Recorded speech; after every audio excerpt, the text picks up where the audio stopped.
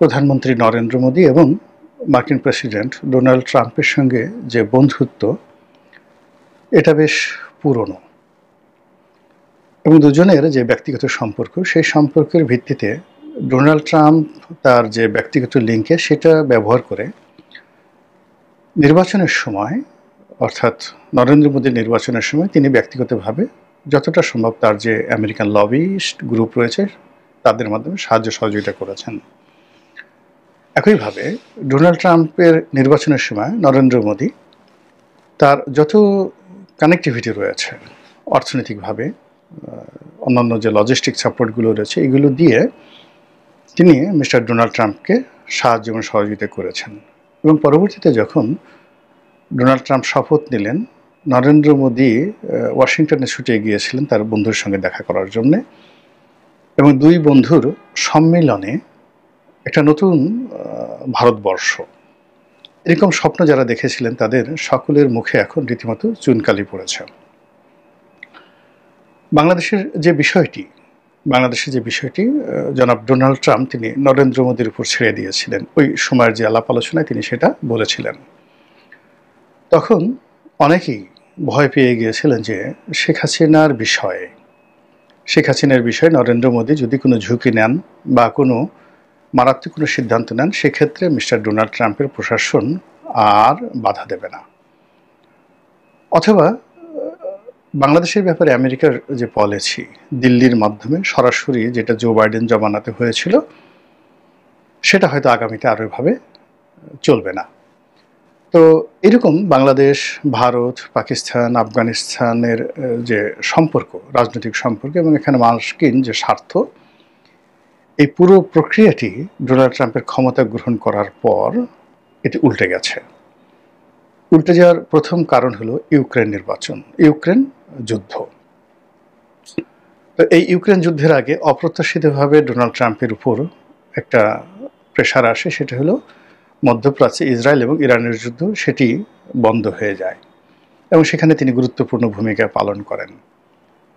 দ্বিতীয়ত, ভারত এবং পাকিস্তানের মধ্যে যে যুদ্ধ শুরু হয়ে যায়, সেটাও তিনি অত্যন্ত যাকে বলা হয় দ্রুততার সঙ্গে সেটা নিষ্পত্তি করে দেন। কিন্তু এগুলো তার কোনো নির্বাচনী ওয়াদা ছিল না।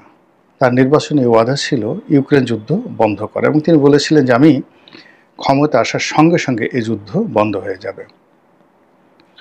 এখন নানা রকম পরিস্থিতি, প্রেক্ষাপট, ইউরোপের অন্যান্য দেশ, বিশেষ করে ন্যাটোভুক্ত দেশগুলোর যে মনোভাব, এই কারণে মিস্টার ডোনাল্ড ট্রাম্প আসলে যেভাবে চাচ্ছিলেন ইউক্রেনকে চাপ দিয়ে এককভাবে অনেকটা আত্মসমর্পণের মতো ঘটনা ঘটিয়ে পুতিনের সাথে একটা সমঝোতা করে তিনি এই নির্বাচনটা না, এখানে যে যুদ্ধটি বন্ধ করবেন, কিন্তু সেটা হচ্ছে না।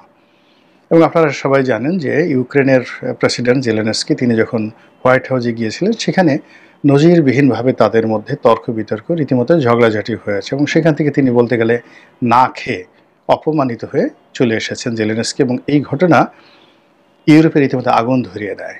এবং এরপরই জেলেনস্কির সঙ্গে ন্যাটোর যে সম্পর্ক জোরদার হয় এবং ইউরোপের অনেকগুলো দেশ তারা বলে যে দরকার হলে আমেরিকাকে বাদ দিয়ে আমরা এই যুদ্ধে ইউক্রেনকে সহযোগিতা করব সরাসরি। এরপরে ডোনাল্ড ট্রাম্প তার যে বক্তব্য, সেই বক্তব্য পরিবর্তন করতে বাধ্য হন এবং তার আরেক বন্ধু মিস্টার ভ্লাদিমির পুতিন, ইতিমধ্যে পুতিনের সঙ্গে তার যে সম্পর্কটা, এটিতেও টানাপোড়েন শুরু হয়ে যায় এবং ওরই ধারাবাহিকতায় মূলত ভারতের সাথে তার সম্পর্কটা এখন তলানিতে পৌঁছে গেছে। আপনারা জানেন যে এই যুদ্ধ শুরু হওয়ার পর থেকে ভারত এবং চীন অন্যতম মিত্র হিসেবে রাশিয়ার কাছ থেকে তেল কিনছে এবং তাদেরকে সব রকম অর্থনৈতিক সহযোগিতা দিচ্ছে।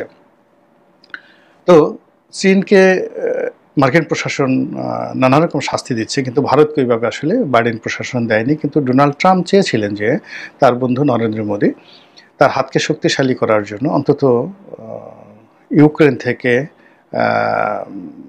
যেন একটা সম্মানজনক ফলাফল আসে, এই জন্য রাশিয়া থেকে যে তেল কিনছে এবং রাশিয়াকে যেভাবে অর্থনৈতিকভাবে ভারত সহযোগিতা করছে, এই জিনিসটা তিনি বন্ধ করবেন। কিন্তু এটি আসলে বলতে গেলে এই মুহূর্তে নরেন্দ্র মোদীর অর্থনীতি, ভারতের অর্থনীতির ব্যাকবোন।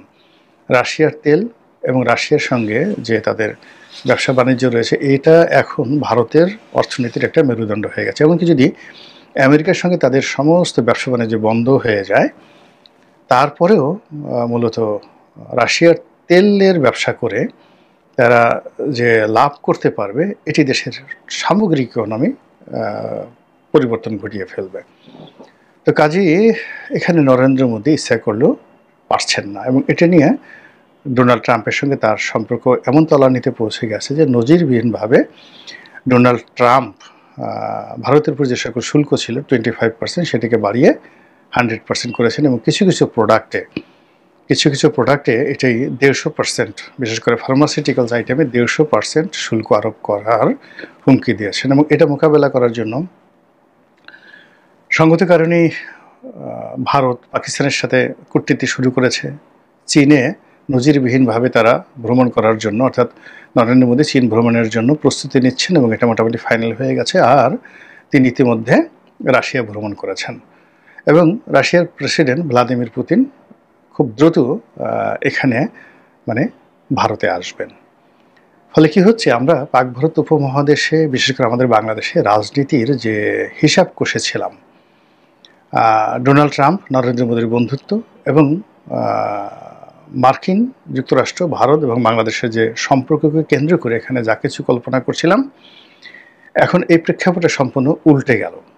ফলে কি হলো, আমেরিকা, পাকিস্তান এবং জঙ্গিবাদের যে লবিটা, এই লবিটা ধরা খাবে।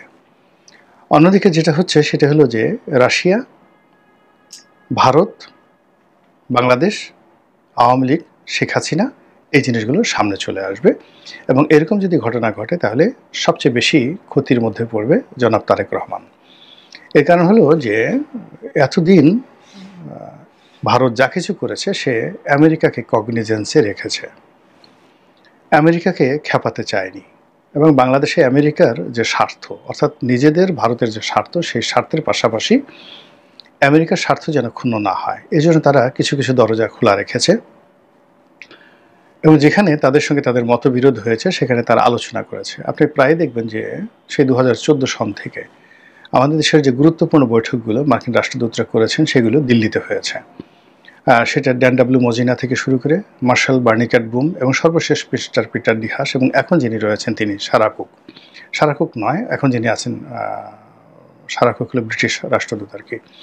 তো তারা সবাই বাংলাদেশের বিভিন্ন পক্ষের সাথে আলাপ করে, আলোচনা করে, এবং ফাইনাল বৈঠক করে একে দিল্লিতে। এখন এই যে দিল্লিতে আমেরিকার যে ঘাঁটি রয়েছে, সেই ঘাঁটি কেন্দ্রিক যে ত্রিপাক্ষিক আলোচনা, বাংলাদেশ, ভারত এবং আমেরিকা, এটা এই যে ডামাডোল, বাণিজ্য যুদ্ধের ডামাডোল, এই ডামাডোল এটা বন্ধ হয়ে গেছে। এবং সেটা এখন যদি আবার সেই আগের জমানার মতো, সেই 1969, 70, 71 এই সময়টাতে যেভাবে একটা ডিপ্লোম্যাসি ছিল ভারত এবং রাশিয়া এবং বাংলাদেশ, এবং সেই ডিপ্লোম্যাসিটা যদি এই মুহূর্তে ফিরে আসে, তাহলে নিশ্চিতভাবে বলা যায় যে শেখ হাসিনার কপাল খুলে যাবে।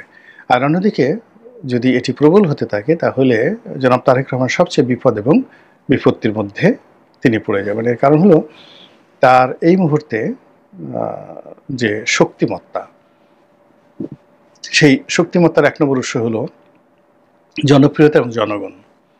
তার আমেরিকান লবি ভালো নয়, বরং বিএনপির চাইতে, তারেক রহমান সাহেবের চাইতে তুলনামূলকভাবে আওয়ামী লীগের আমেরিকান লবি ভালো।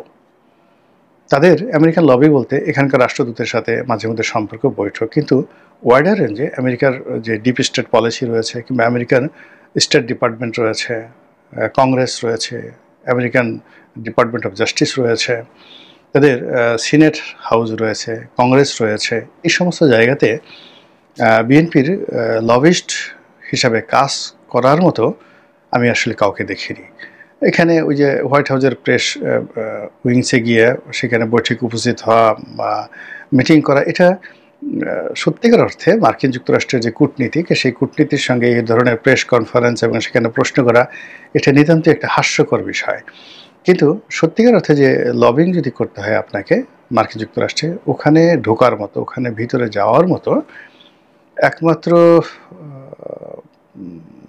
যদি সত্যিকার অর্থে লবিং ধরেন, তাহলে ডক্টর উসমান ফারুক উনি ছিলেন। এর কারণ হলো মার্কিন যুক্তরাষ্ট্রের পররাষ্ট্র ডিপার্টমেন্টে ওসমান ফারুক সাহেবের ছোট ভাই রাষ্ট্রদূত পদমর্যাদায় কর্মরত ছিলেন। ফলে মোটামুটি রাষ্ট্রের পররাষ্ট্র দপ্তরে ওসমান ফারুকের একটা ইন্ট্রোনেন্স ছিল। এর বাইরে অন্যান্য যারা আছে তাদেরকে আসলে লবিস্টের মাধ্যমে যেতে হয়। লবিস্ট কোনো কংগ্রেসম্যান বা কোনো সিনেটরের মাধ্যমে বা কোনো হাউস, মানে এই ধরনের যারা লবিস্ট ফার্ম রয়েছে তাদের মাধ্যমে ওখানে টাকা দিয়ে কাজ হয়। এর বাইরে অন্য কোনো কাজ হয় না। আমি যতদিন আমেরিকাতে ছিলাম, দুটো দলের রাজনীতির সঙ্গে যতটুকু ঘনিষ্ঠতা ছিল, তার সঙ্গে সঙ্গে আমেরিকার যে পাওয়ার হাউসগুলো আছে সেখানে যেভাবে ঘোরাফেরা করেছি, ওখানে আসলে ওরকম কংগ্রেসম্যানদের সঙ্গে বা সিনেটরদের সঙ্গে আওয়ামী লীগের বা বিএনপির মন্ত্রী পর্যায়ের, এমপি পর্যায়ের ব্যক্তিগত বন্ধুত্ব রয়েছে এরকম লোক আমি আসলে দেখিনি সত্যিকার অর্থে। এখন নতুন করে যদি হয়ে থাকেন সেটা ভিন্ন বিষয়। তো সেক্ষেত্রে আমেরিকার যে লবিটা, বিএনপির লবিটা, এটা খুবই খুবই দুর্বল। তো আওয়ামী লীগের সাথে এখানে ওরকম আমেরিকার যে সর্বোচ্চ পর্যায়ে রিলেশন না থাকলেও, যেহেতু ভারত তাকে যাকে বলা হয় ব্যাকআপ করছে, কাতারের সঙ্গে আওয়ামী লীগের একটা ভালো সম্পর্ক রয়েছে, কাতার যেখানে তাদেরকে ব্যাকআপ দিচ্ছে, তো সেক্ষেত্রে তারা ভারত এবং কাতারের মাধ্যমে যত সহজে পৌঁছে যেতে পারে, ওটা আসলে আমেরিকান লবিংয়ের ক্ষেত্রে বিএনপি সেটা নেই। দ্বিতীয়ত, রাশিয়ার সাথে আওয়ামী লীগের যে ঐতিহ্যগত সম্পর্ক, সেই সম্পর্ক বামধারার যে সকল বাংলাদেশ কমিউনিস্ট পার্টি আছে তাদের সাথে যেমন সম্পর্ক রয়েছে, তার সাথে সাথে আওয়ামী লীগের সঙ্গে ব্যক্তিগত পর্যায়ে একেবারে পুতিনের সম্পর্ক রয়েছে, পারিবারিক সম্পর্ক রয়েছে।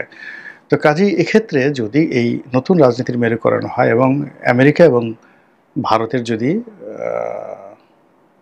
দ্বন্দ্বযুদ্ধ, বাণিজ্য যুদ্ধ এটা বাড়তে থাকে এবং সেক্ষেত্রে যদি রাশিয়া শক্তিশালী হয়ে পড়ে, এমনি তো রাশিয়া বাংলাদেশে খুবই শক্তিশালী, তাদের যে একটা প্রকল্প 1,20,000 কোটি টাকার প্রকল্প, রূপপুর পারমাণবিক প্রকল্প চলছে, সেখানে তাদের ইউরেনিয়াম আছে, সেখানে তাদের পরমাণু প্রযুক্তি রয়েছে এবং সেখানে তাদের একটা মিলিটারি ইউনিটও আছে। রাশিয়ান মিলিটারি একটা ইউনিট কিন্তু এখানে আছে। তো কাজেই এখানে আমেরিকার উপস্থিতি এত সহজ বিষয় না এবং রাশিয়া সহজ এখানে ছাড় দেবে না। তো সেক্ষেত্রে যদি নতুন এই মেরুকরণে রাশিয়া আরও শক্তিশালী হয়ে পড়ে, ভারত যদি আমেরিকাকে বাদ দিয়ে বাংলাদেশের ব্যাপারে স্বতন্ত্র এবং স্বাধীনভাবে সিদ্ধান্ত গ্রহণ করতে পারে, তাহলে হয়তো শেখ হাসিনার কপাল খুলে যেতে পারে। রাজনীতি পরিবর্তনশীল, আল্লাহ সবচেয়ে ভালো জানেন। আমরা যেটা দেখি বাস্তব অবস্থার প্রেক্ষিতে সেটা নিয়েই টুকটাক কথা বলার চেষ্টা করি। আল্লাহ আমাদের সবাইকে